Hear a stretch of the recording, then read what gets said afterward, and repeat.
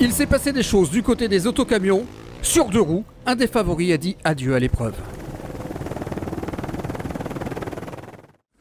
What happened? My bike is deaf. La course est terminée pour Dmitri Agoshkov, le pilote du Troika Team qui avait illuminé l'épreuve l'année dernière. Lui, il poursuit sa course avec des yeux grands ouverts de ce qui se passe à ses côtés. Il avait survolé les 2 dernières éditions.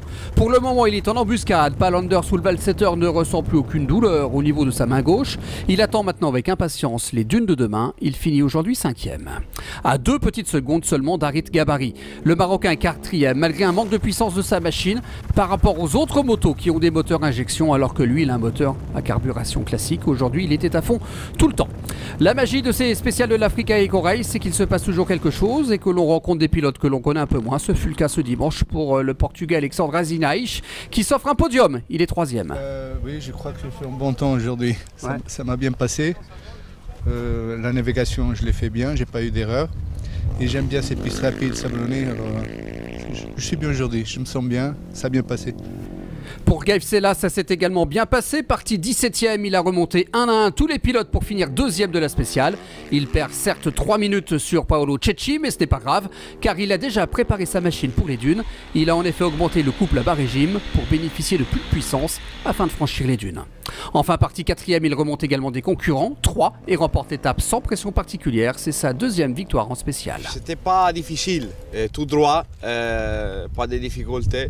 On a fait seulement 2 dunes beaucoup faciles et donc c'est seulement un petit entrée de la Mauritanie.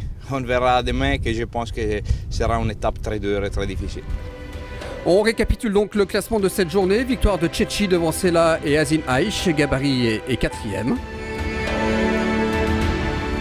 Au général, Gaëv Sella reste leader avec maintenant 37 minutes et 38 secondes d'avance sur Cecchi et 1h01 sur Palander Sulvalseter.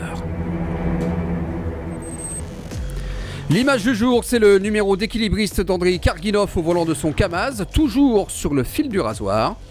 Demain, 7e étape, longue de 414 km de secteur chronométré. Ce sera une boucle autour du bivouac de Tiwilit. Voilà, c'est tout pour aujourd'hui. On se quitte maintenant avec les plus belles images de la journée. On se dit à demain. Ciao!